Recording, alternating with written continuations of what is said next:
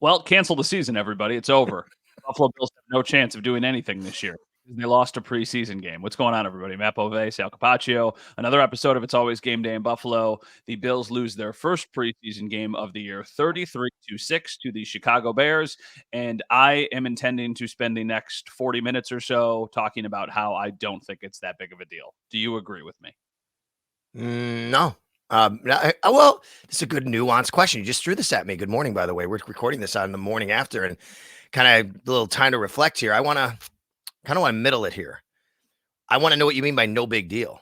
Does it matter to the season, the score? Absolutely not. Does it matter how they played, how they looked? Absolutely. To me, I think there are things that need to be better.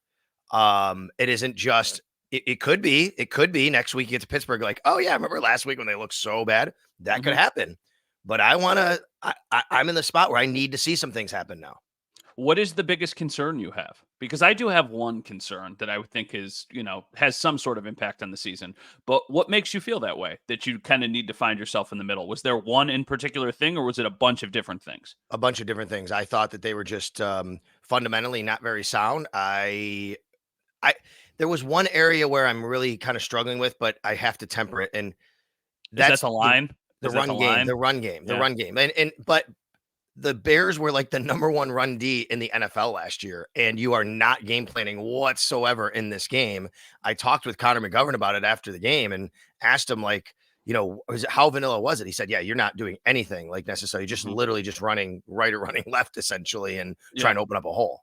The other thing that I think was maybe a little bit blown over yesterday, which I think is a really good point, is that it was the Bears' second preseason game. So Yes. all of those little kinks and all of the little Yes. things that you work out in the preseason, it was their second crack at it. So they also got to start camp earlier because they had the earlier preseason game. So I am not suggesting that there was nothing yesterday that had me overly concerned, but I really do think when the starters were on the field, it was 3-0 Bears. Then the Bills get the ball back, and then they end up going down the field and kicking a field goal. So, I'm not that concerned with what we saw because to me, if any of those guys who got torched, especially in the third and fourth quarter, are on the field for a substantial amount of time, your season's shot anyway. So I don't think that that's that unique. I don't think that every team has 53 guys who they think they can go down the roster on and be like, okay, well, if we need to lean on guy number 52 and 53, we're going to be fine. I don't think that's the case. So to me, the bleeding started in the second half, and that's when I was the least concerned as far as the outlook of the season is. 33-6, the Bills lose to the Bears. I agree with you. I made the point on the radio several times. Let's remember, it is the Bears' second preseason game. Generally, you're going to have a little more of a feel of what's going on. Now, it was Caleb Williams' first, preseason game, but for the most part, as you said, they've had more time on task than the Bills. What bothered me, though, was the way they looked at home, a team that, the Bills still have veterans on the team. I know they've had some changeover. They still have Josh Allen. They still have a lot of guys who've been here. It just felt like they were kind of running through the motions, and that shouldn't happen. Now, maybe it's a little bit of a wake-up call. Hey, you can't do that. You're playing at home in front of your crowd preseason. What did Sean McDermott say? Look, people can make fun of Sean McDermott for saying it. I know it's a little cliche. When you put the colors on, you go out there's a standard of play. And I agree with that. Like, they were not at their standard of play. The fundamentals weren't that good. What concerns me a little bit is the depth, but I want to see. I'm not telling you the depth's going to be bad. What I'm saying is I need to see it get a little bit better as the preseason goes on here, because even in years past, Matt, when the Bills kind of, in preseason games where it didn't look that good, at least they were kind of really competitive in the third and fourth quarter over the last few years because their depth was better than the other teams. That wasn't the case on Saturday. Yeah, I agree. Let's do this because I feel like we could go in so many different directions with this podcast. Let's start with what we saw from the starters and the guys who will actually probably play a substantial amount. And then let's kind of work our way down into the second half and the more depth questions, what we learned. And then we'll kind of finish off with answering some questions from listeners. So Josh Allen plays. Josh Allen is 2 of 3. 22 passing yards, 1 rush, 7 yards. The play after he rushed, Sean McDermott takes him. It's the end of the first quarter. Sean's like, nope, I saw you do that. I know you slide. No, thank you. Get off the field. So he tells us after the game he wants to finish, but he totally understands kind of where Sean is coming from with the specific starters offensively. What did we learn? What did we take away? I don't know if there's much we could take away except that Josh Allen's still going to be Josh Allen, even in a preseason game, right? he's going to take off and run a little bit. That they're going to still, it looks like, have a bunch of different guys that they're going to trot out there to catch passes. I saw some shuttling in and out, early on. Some of these guys, wide receiver wise, tight end wise. I think they're going to, try to lean on as many of these guys as they can. Curtis Samuel, whoever it is, Khalil Shakir, Keon Coleman. There's a lot of different guys. And I think that's what we've kind of thought. So I think it was confirmed, Matt, that like they're just comfortable playing a lot of these different guys and having Josh Allen look to them or throw to them. Yeah, I agree with everything you said. I think there was kind of, though, a clear separation of how they view the wide receivers. And I think there are 4 guys who they think are their top 4. And then after that, it's everybody else. And the top 4 are Keon Coleman, in no particular order, Keon Coleman, Curtis Samuel, Khalil Shakir, and Mac Hollins, who did not play. I'm just lumping him into that because that's what we've seen all of training camp. And you're basing this on like when they played in the game, essentially, right? Basically, when they played in the game, who they played in the game with. But at the end of the first half, it's Mitch Trubisky with MVS, Tyrell Shavers, and KJ Hamler. If you're MVS, that's not a good sign that you're first off in the game at the end of the second quarter with like a minute 30 left and getting the ball back.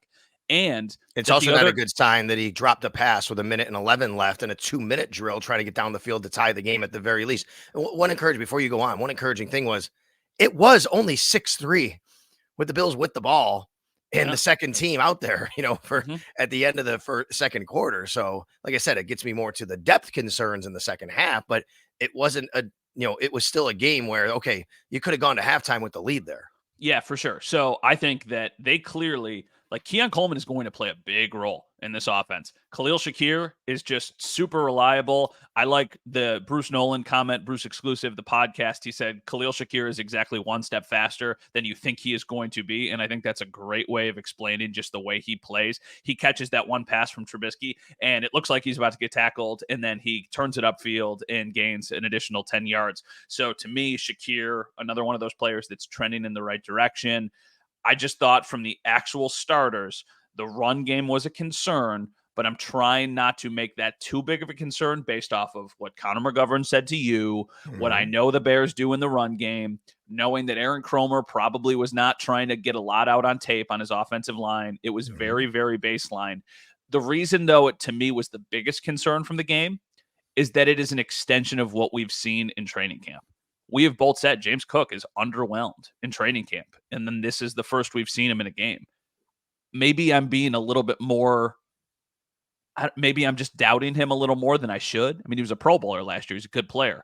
I'm just like, man, I would have liked to see more from my Pro Bowl running back than 2 yards on 4 attempts, regardless of what was happening in front of him. Yeah, it's tough for me. I agree with that, statistically, but I look at Ray Davis, who's fighting for a job, and I liked him in camp, and he had 2 yards on 5 attempts. I mean, nobody could move the ball at all, it seemed like, against that, whatever the Bills were doing or not doing against that Bears defense. I'll say this about Ray Davis, though. I liked what he did in the passing game. I thought Ray Davis actually was a net positive. The biggest play he had was wiped out. It was a play down the sideline in the third quarter, the start of the third quarter. He made a great catch, gets his feet down, but it was wiped out by an illegal formation penalty. But he had 3 other catches, and on 2 of them, he caught it, turned upfield, and bounced off tacklers and gains like an additional 3 or 4 yards both times. I loved the point that, your former co-host, Joe DiBiase, made. Last year, that was Latavius Murray doing that. So I think they're going to get a lot more juice out of Ray Davis than they did from 33 or 34-year-old Latavius Murray. I liked his day. I liked his day, actually. It's funny. I actually gave him an arrow down in my arrow up, arrow down column because I don't think he ran as well as I wanted to see him run. But I agree with you. He did some nice things, but I need to see more from him in the run game. He's supposed to be more of a physical runner. It just didn't seem like he was kind of, running as physical as I thought he would. And again, it's got to be tempered by knowing what the situation was. I will say he also had a really nice blitz pickup during the game, which is something that, and he might have been more than that, but I know one specifically, I'm like, okay. And Eric Wood talked about on the radio. That was a really nice blitz pickup. So from that standpoint, yeah, while we're on this subject, I like the day Frank Gore had. Actually, of all the running backs, I think Frank Gore may have been the best runner on the Bills. Now he's going against mostly third unit defensive players for the Chicago Bears. But at least I think from that aspect, Frank Gore, to me, he ran hard. He was targeted in the passing game. I like what I saw from him. Yeah, what's funny, though? They all stunk because Frank Gore averaged 3 yards a carry. 21 yards on 7 carries. So you're just looking at this box score, and you're like, oh, my gosh. Josh Allen was their most effective runner. Do you know what? I have the numbers. Do you know what the Bills were I wrote the numbers yesterday. I have to get them right here. Do you know, outside of any quarterbacks, just anybody else running the football Mm-hmm. for the Bills? Do you know what the stats were? You got them right there. Can you figure it out? I I got it right here. mean, Here we go. James Cook had 2 yards. Ray Davis had Okay. 2 yards. Evans had Outside of 11. quarterback runs, they totaled 36 and 1.89 yards a run. Yeah, it was I mean, it was, and that to me is it a running back problem? Is it an offensive line problem?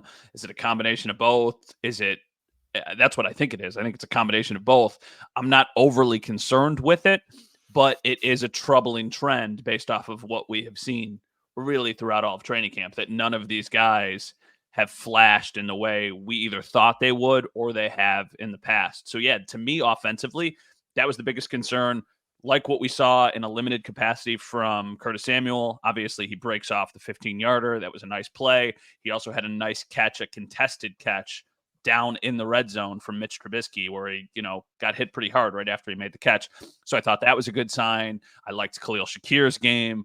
Keon Coleman, really nothing to say about him. I thought the one catch was exactly what he needed to do. The guy was playing off of him. He makes the catch and he gets the first down. A couple targets in the back of the end zone. I saw a couple posts on social media like, oh, he can't get separation. Well, no, that's not a situation of he's, getting grabbed. And I know that happens on every play in the NFL, It's but very, that is very not a packed down there. Yeah, there's that a is lot not a of room right there. situation when it's 3rd and 5 from the 5. That's not exactly the situation where you're looking for a ton of separation. So I thought his day was totally fine. So yeah, I thought it was a whatever day from the first offense. Okay, so before we go to the defense, which we can do next here, I was really, I'll say it this way: Shane Buechele, things just move too fast for him. Things just move way too fast for Shane Buechele. And I will tell you, the Bills really like Shane Buechele. Brandon Beane really raved about him in our production meeting. He was, about his moxie. He's got it. But I think they understand too, he's not, at the level of being a backup quarterback right now to Josh Allen, but he didn't help himself. I mean, even if the Bills were to release him at the end of camp, another team looking like he didn't put a good tape together, I think things were just going way too fast. Now that could be also because the pressure was coming on him. That's one thing that really disappointed me, was how much pressure was put on Bills quarterbacks throughout the entire day. They had 8 sacks, the Bears, and 11 quarterback pressures. But Mitch Trubisky had a very uneven, he had a couple nice throws, and then he was rushed, I think, on a couple that didn't work out. I'd give him more of a kind of down than an up, but I guess, in that situation, what he's facing, I thought Shane Buechele and the third team offense just could not put anything together. Yeah, I agree with you on Shane Buechele. I didn't think Mitch Trubisky had a very good day either. I know you said you probably would have him trending a little bit closer to going down than going up. I thought he left a lot out there and he didn't have anything down the field. His biggest completion was the one to Shakir, but it was like a 6-yard curl route that Shakir broke off for another 13 yards after the catch. So I didn't really see anything that was not just a little dunk dip, drop off pass from Mitch Trubisky. So yeah, I didn't think that either of them had a strong day. Is it worth bringing back Matt Barkley as just your third quarterback? Is he still out and around? I don't think so. I mean, I think they like Mitch Trubisky too. And another week or so, I don't think that necessarily Saturday's game defines it. The only thing I did like about Mitch, I mean, Mitch moves better than a guy like Matt Barkley. He was able to scramble out of some situations. I mean, as the third quarterback. I mean, to be on your practice squad, not to be your backup. I'm saying I still think the Bills want a young, athletic guy like Shane Buechele. I think that's their model and their mold for a third stringer. No, it could happen, Matt. You're right. I will tell you, they do like Shane Buechele and a lot of the things he brings. It just, to me, everything was kind of spinning way too quick for him. You know what I hate? And somebody asked a question about this, and I understand that hindsight is a heck of a thing. But I wish the Bills took flyers on athletic quarterbacks in the draft, because the only time that they've really drafted one was Jake Fromm. And Jake Fromm, people thought he was going to go sooner than he did, but it was not like he had even a similar skill set at all to Josh Allen. He was very much a pocket passer who, had a strong arm. That obviously didn't work out. I'm just watching some of these other teams in the preseason that take flyers on these quarterbacks in the 5th, 6th, 7th round. And I'm like, wow, that would make things more interesting in these preseason games. It would also be a nice project for the Bills to have, because they don't really have somebody like that. Like the Patriots take Drake May and then they take Joe Milton. And it's like, okay, that guy looks like he can do some stuff. I know he's going against third string players. I just wish they would do that, especially coming off of a year where, what did they have? 10, 11 draft picks in this draft. And they used him on, I'm sure guys who they have high hopes for, but I don't know. I just feel like taking a flyer on a quarterback would maybe be more beneficial for them. All right, let's talk about the defense a little bit. First play of the game, Ed Oliver gets hurt, and you're like, oh my gosh, here we go. Mm-hmm. Now, Sean McDermott said after the game, they came out with injuries, nothing to be too concerned about. Mm-hmm. Ed did have his helmet on. Excuse me. I was watching on the sidelines. He talked with trainers, put his helmet back on. He talked with McDermott. Looked like he was lobbying to go back in. McDermott's like, no, that's not happening. So nothing to be concerned about there. But overall, Caleb Williams getting to the perimeter, rolling out, a little pass and catch. Look, the numbers aren't great for the Bills defense against the Bears offense, but I think this is where I will really tell you, when you're game planning and you can kind of put some things in to negate some of the things the Bears were doing, I think things look a heck of a lot different.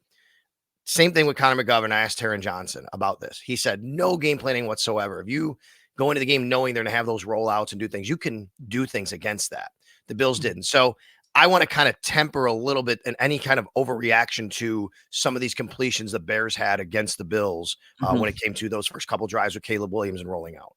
Yeah, I agree with that. I also think with the defense particularly, I'm still concerned about safety, but I have a hard time judging what we saw from the defense, knowing that Ed Oliver left after the first play. Daquan Jones did not play. Matt Milano did not play. So they were at basically every level without somebody who we thought was going to be a starter, with both of their defensive tackles, with one of their linebackers, without Von Miller in addition to that, and without Mike Edwards, who I think we were penciling in as the starter going into this entire training camp. So yeah, the defense left a lot to be desired, but they did just give up 6 points to the Bears' first team offense, and the Bills' real starters played that one possession. And then when Sam Martin pins the Bears back deep, then they took out basically all of their other starters. Epinesa stayed in because I think he's kind of clearly their third guy, but it was a very limited sample size. The one screen pass is the one that would be really concerning for you.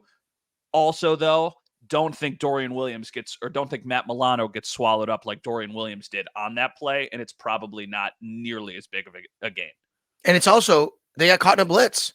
Yeah. You know, and I mean, I don't know, maybe game planning, you don't do that, but nice call by the Bears, right? I mean, it's what happens in football. They got caught in a blitz. It was a dump down and was a big play. Yes, red zone defense was good. Red zone defense for the Bills. They kept them in it. The Bears get into the red zone, their first two possessions. Bills red zone defense buckles up a little bit. That was very nice. So, yeah. I don't want to take too much away from the starting defense and what they did or didn't do, because I think really game planning really does matter. You have your franchise number one overall pick quarterback making his professional debut. They didn't want him sitting back there as a sitting duck. He was good at getting out of the pocket at USC.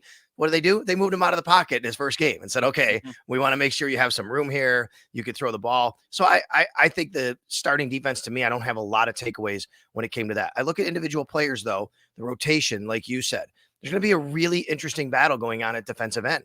Javon Solomon had a couple nice plays. I thought he chased down the run really well. But you know what? So did Kingsley Jonathan. I thought Kingsley Jonathan played pretty well when he was in there. That might come down to those two, and maybe the draft pick gets the nod, but Kingsley Jonathan's been here a couple of years. But I think defensive end, especially with Casey Tuhill's injury, is going to be really interesting on how they kind of formulate this roster going forward. I think there's a chance they both make the team because of Smoot's kind of versatility to go inside, and then they keep 6 edge rushers and 4 defensive tackles. I think the way that we saw those guys play and just the versatility that especially Kingsley Jonathan has as far as special teams is concerned, I think he's going to be the type of player now you kind of want with the whole new special team rules. So yeah, I think that I liked both of their games. I thought Solomon flashed more, but was also probably paying more attention to Solomon than I was to Kingsley Jonathan. And yeah, I think that it's going to be a tough battle for the guys who are behind those guys, because I feel like they've got a pretty clear cut kind of top guys for edge rushers and a very defined top 4 as far as defensive tackles are concerned. So yeah, I thought defensively it was a pretty fine day. I liked Russell Douglas making that one open field tackle. I was just thinking about that. Play. Was a really nice tackle by him. I thought Greg Rousseau was fine. Kyrie Elam was in on a couple plays. Yeah, Kyrie Elam was. He was in there. I'll tell you, a guy who was having a really nice day until he committed a really stupid penalty was Kendall Williamson. Yeah, he did. Kendall Williamson was around the ball a little bit, and then he made that. He had that penalty. Why touch the guy, right? I think it was Carter who he hit on the sideline. Just not a smart penalty. Yeah, no, not a smart one at all. The one thing, honestly, my biggest takeaway, and I know that I'm underplaying the preseason maybe more than some people do.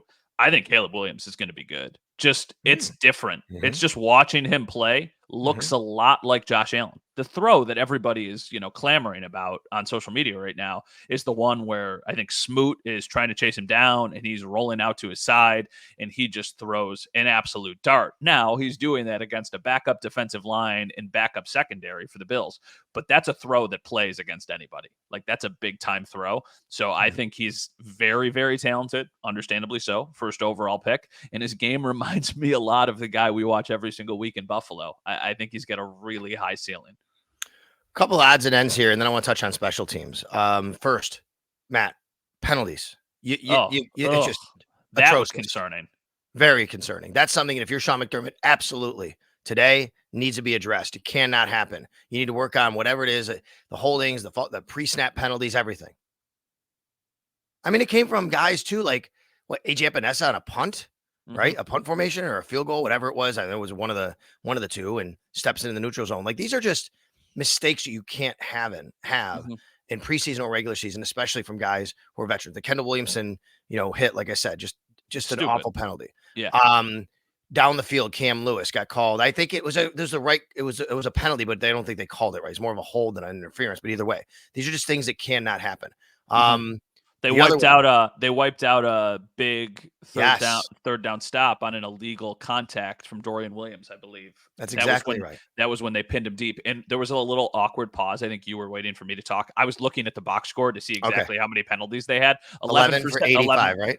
Well, it changed. It now says Oh. 11 for 75. It said Oh, 11 okay. for 85 yesterday. So they had 11 penalties, and then the Bears had 8 penalties. So it was Okay. just a sloppy, sloppy game all around, Oh. but definitely something that needs to be cleaned up.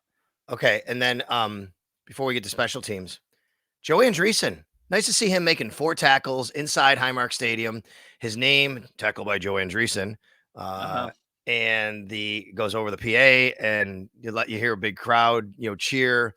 Lancaster High School, really nice. We caught up with him after in the locker room. It was really cool to Mhm. kind of get that. I mean, I think the chances are pretty darn slim Joe Andreessen makes the Buffalo Bills final roster. He's Yeah. fighting for either a practice squad spot here or maybe a practice squad spot somewhere else in the NFL.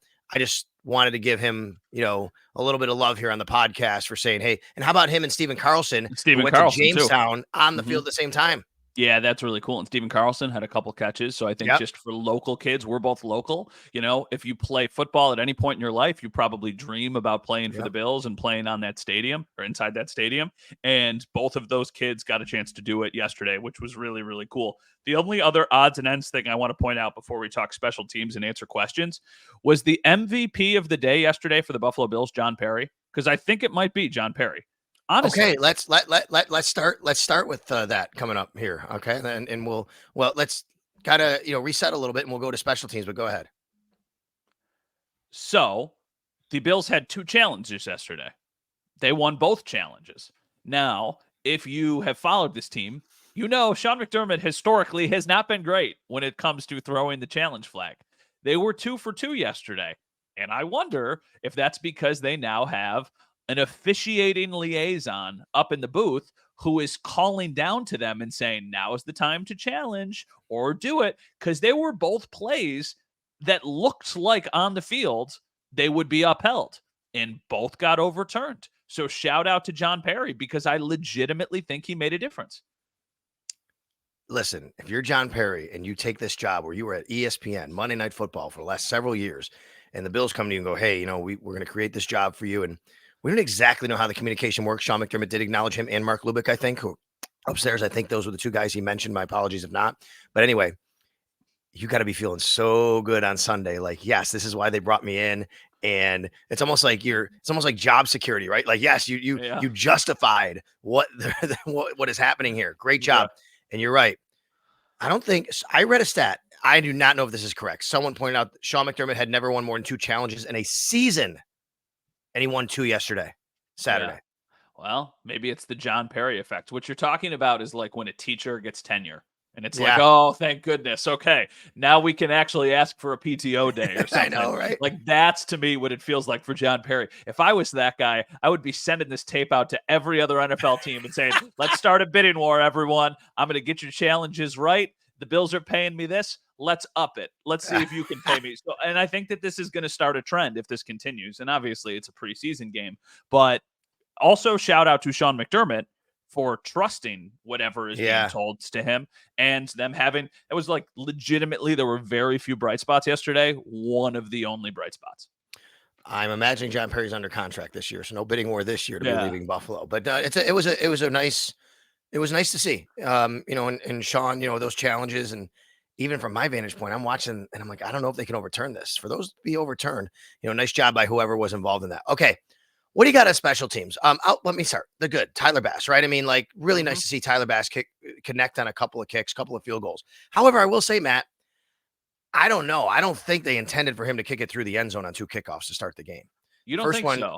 No, I think the wind took the first one, and I think that he kind of overcompensated against the wind on the second one.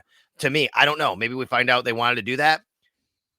All the messaging we'd been hearing coming up to Saturday was, you want to evaluate, you want to kick it in the landing zone so you can see what your guys can do. True.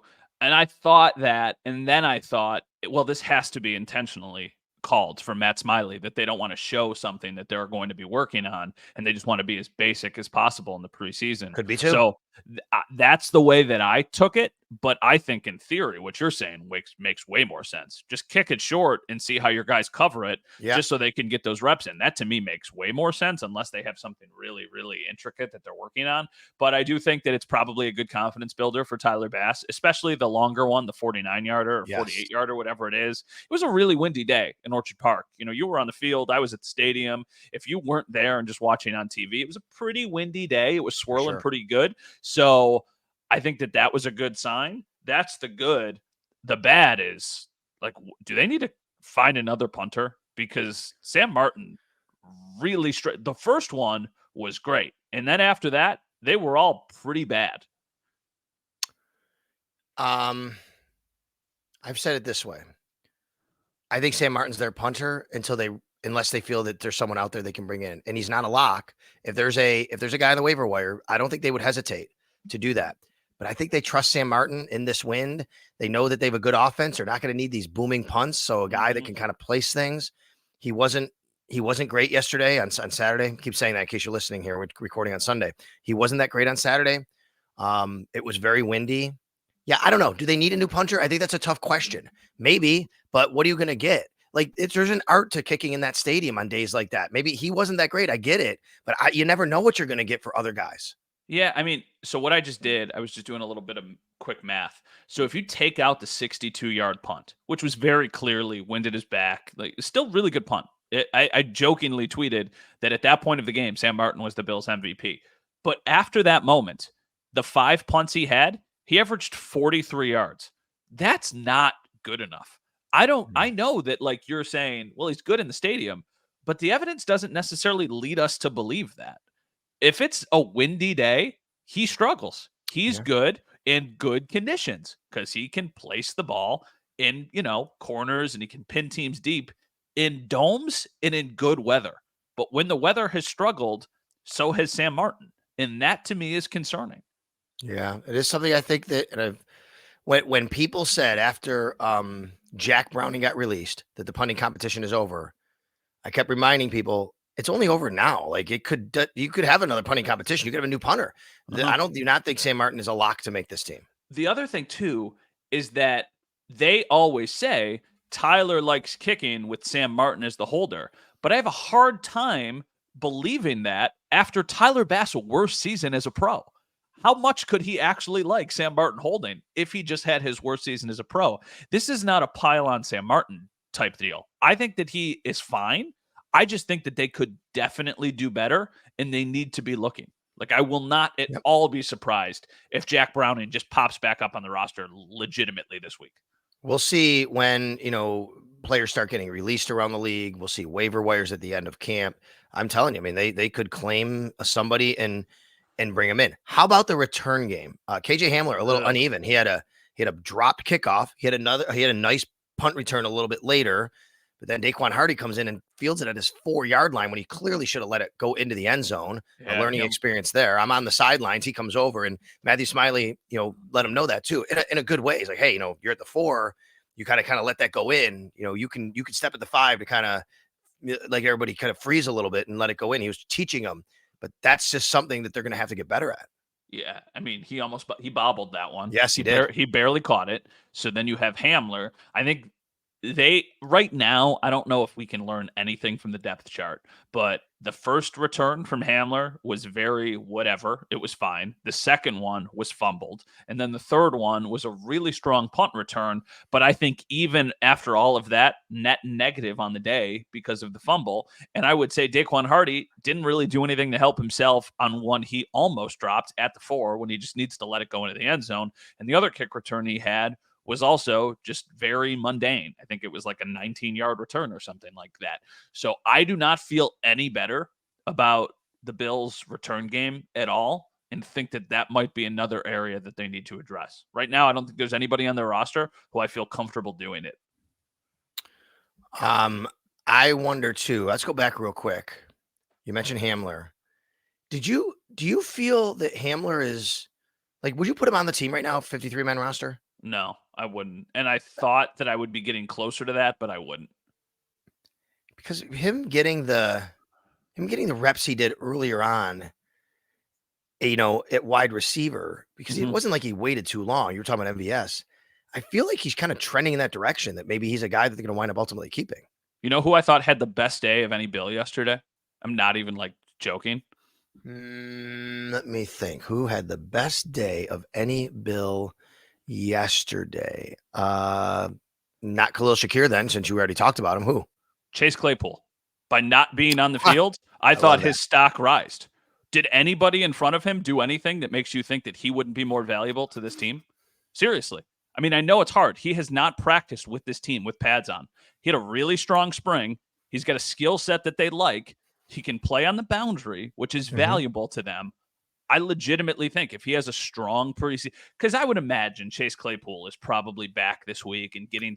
If he's healthy, against his former team, he'd love to play in preseason. That's what I mean. He's who knows what the injury is though? How long? Right? I don't know. I mean, right now, without seeing anything from Chase Claypool for the last 2 weeks, do you think that he wouldn't help this team more than KJ Hamler would? Because I have no reason to believe that they would value. Because if he's I think he probably could. I just, because I don't know who the return man is unless KJ Hamler. But I think KJ Hamler brings something that is valuable to them. He's got the speed and he's able to return. So I just wonder. I'm looking at it from what I saw on Saturday, which is Hamler was on the field a little bit maybe earlier than I thought he would be, and more often. And at the end of the day, I wonder if that's a sign that they're thinking that they're going to wind up keeping him. Maybe because they think that he's going to win the job. I just feel really bad about, or really concerned about that job if he's ultimately going to be the one who wins it, because on one of the 3 he fumbled it. So that's concerning to me. I would be looking elsewhere for somebody who is a return specialist, unless on kickoffs you're planning for it to be Ty Johnson, which maybe they are, and then they don't have to go out and find somebody. But up until this point, neither of those guys, I thought, separated themselves from the conversation yesterday. Okay. Before we get to questions, a guy that we've talked a lot about, I just want to get your thought on Tyrell Shavers. I mean, he got in the game, he had a catch. Anything to glean from how they used him, how they didn't use him, what he did on Saturday? I thought it was another fine day. I think that it's hard to do more if you're only getting targeted so many times. So Tyrell Shavers finished the day. I know he only had 1 catch for, I think, 10 yards. He had 2 targets, 1 catch, 10 yards. The other one was a little bit of a poorly thrown ball. I remember it was coming his way. So I still think that Tyrell Shavers is probably the favorite to be the 6th wide receiver on this team. But I do think that, it's not a done deal yet. And I don't think it's a done deal for MVS. I think they've got 4 guys who are definitely making the team, and then 3 or 4 guys fighting for those last 2 spots. And those 3 or 4 guys would be MVS, Shavers, Chase Claypool, and KJ Hamler. Those are the ones who I think legitimately have a chance at making the team. What do you got for questions? Well, a lot of them are things we've actually already started to talk about. This one's from Dave. Should they start looking for a bigger name wide receiver? Basically, Cooper, Ayuk, any of those guys who are available. Like, do you think they need that? I mean, when can you not need a really really good wide receiver? But no, there. I think there's a difference between should and I just think it's a non-starter. They're not doing it. Mm-hmm. I mean, Juju Smith-Schuster gets released. Oh my God, should the Bills take a look? They're not going to do that. Uh-huh. They I think they like their group. They've kind of shown they like their group, and they're going to give this some time. Now, if we get 2-3 weeks into the season and it's not working, I think that's when you have to kind of revisit. They're not going to be in the market for trading for Ayuk. They're not going to be paying him a salary like that. I don't think they're going out and spending big money on some guy, giving up assets for somebody who's not even available. Like, I mean, who else is available? Cooper again. Like the money, the assets. I just think it's a non-starter at this point. You could get another guy, but I don't think it's anybody noteworthy necessarily. Yeah, I agree with that just because I feel like this team has made such an effort to get younger and honestly cheaper in a lot of places that now would not be the time for them to do that. If wide receiver is a disaster this year, which is not outside of the realm of possibility, I don't think it's going to happen. But if it is far and away the most glaring thing, I think we're once again talking about wide receivers in the draft next year as far and away the most significant thing that this team needs to address. I don't see a trade happening. It wouldn't be shocking. Like, here's the situation. The Bills are good and the Raiders are terrible. Does Devontae Adams get traded at the trade deadline? That would be interesting. That would be something that could happen. Right. That's the kind of move. Exactly. Do that. But I don't see them doing something right now and committing to somebody long term because I don't think you're trading for Amari Cooper without trying to figure out what your future is. I don't think you're obviously trading for Brandon Ayuk. Now, he's younger. I just have a hard time imagining the Bills are going to be interested in giving another guy $30 million a year moving forward. So that's how I feel about that.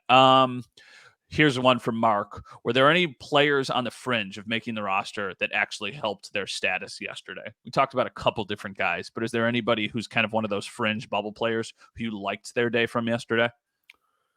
Yeah, I'll go back to a guy like the two defensive ends I talked about, Kingsley Jonathan and Javon Solomon. I think they're both of them. I don't know what the Bills are going to do at defensive end. You said they could keep both, and I agree with that. They might wind up keeping both right there. I think both those guys help themselves.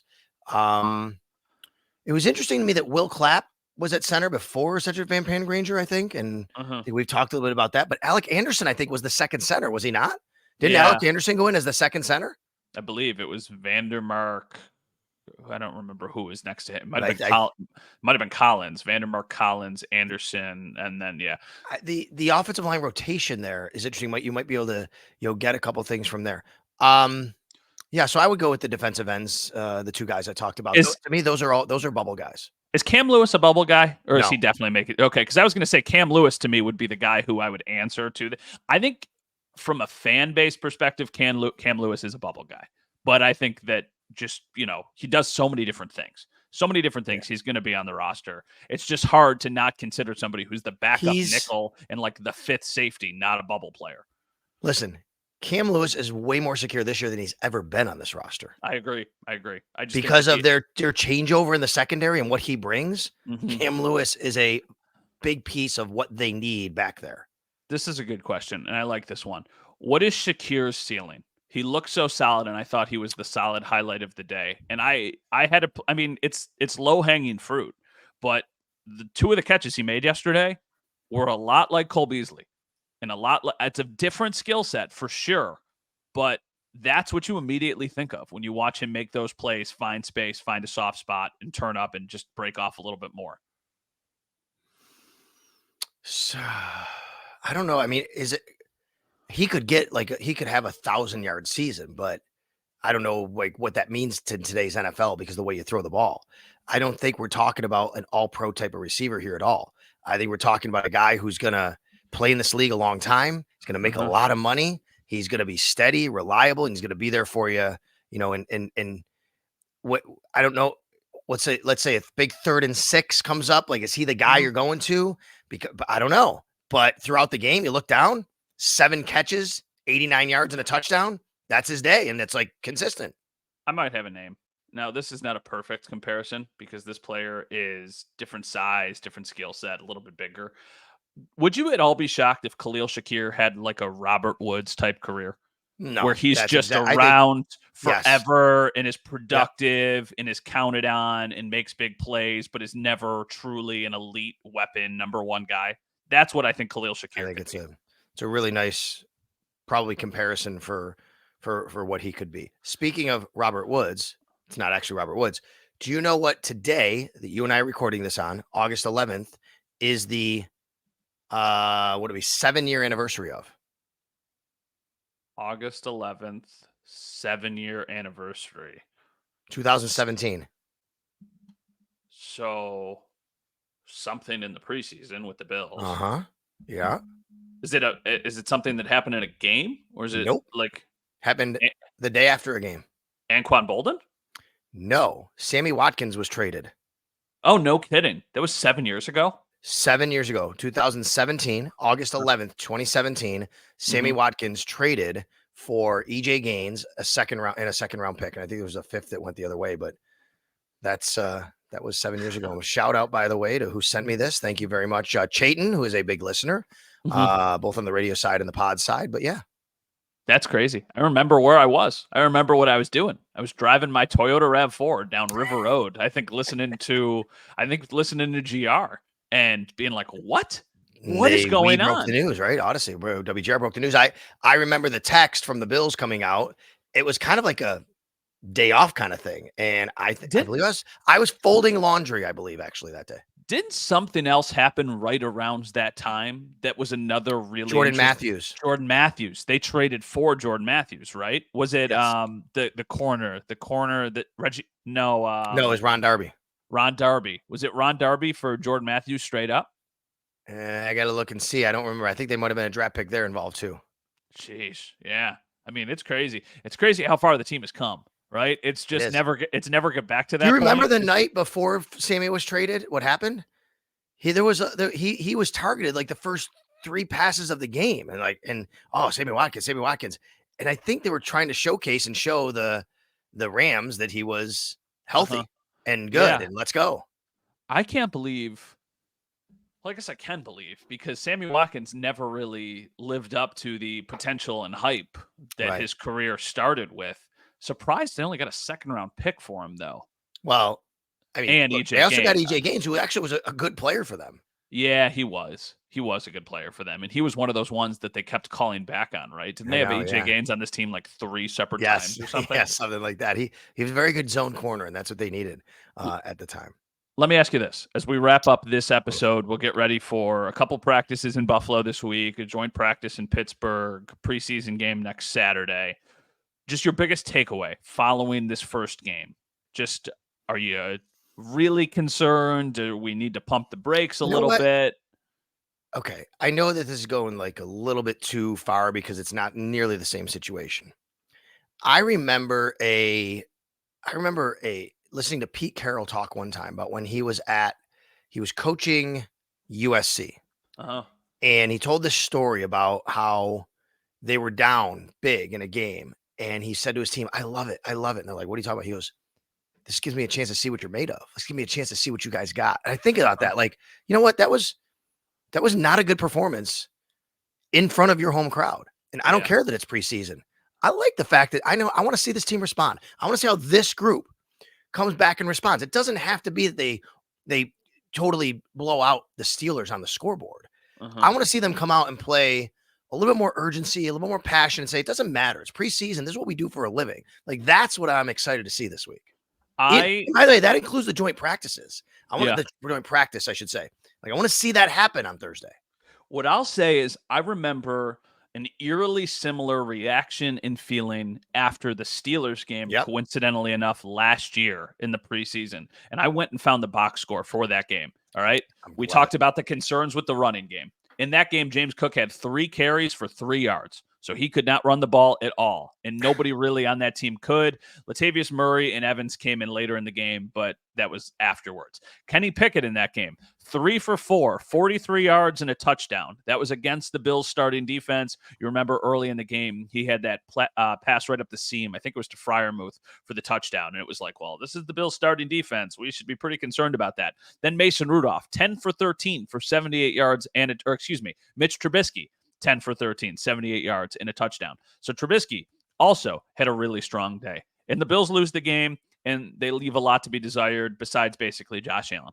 I feel very similar now as I did after that game.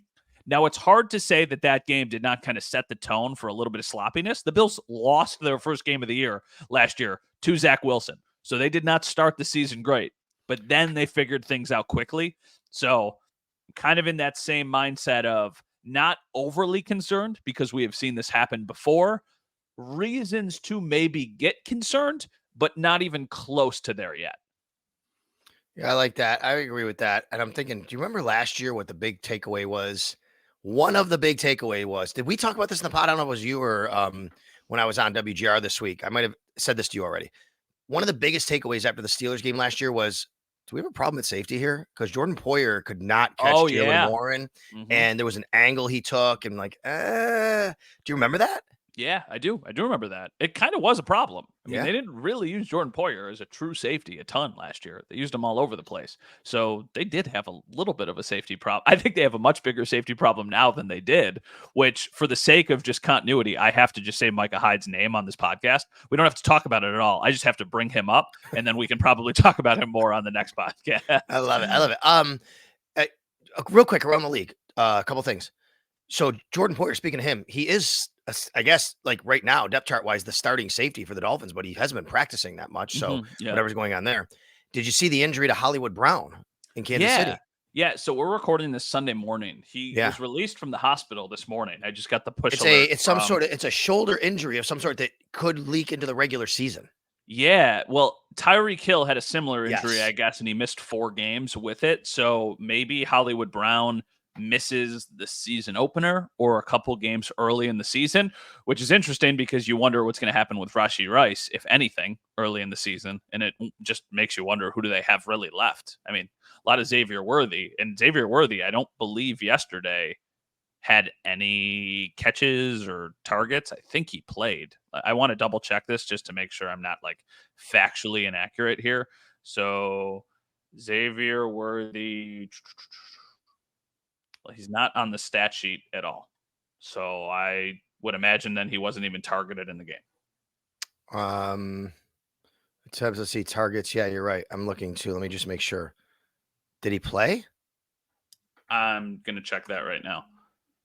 Take a look at hey, real time here. We're trying to figure this out for everybody. Actually, you know what? I think he does play.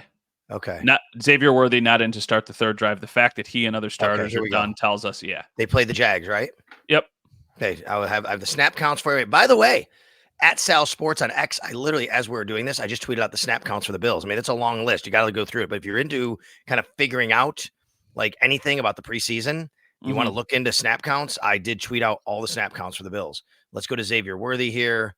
I don't think any Mahomes targets, had but he 6. did play. He only had 5 snaps. Yeah, Mahomes was 3 for 4. So a very for 27 yards. So a very Marquise Brown must have got hurt in his only play. M. Brown had 1 snap, 1 play. 1 catch for 11 yards.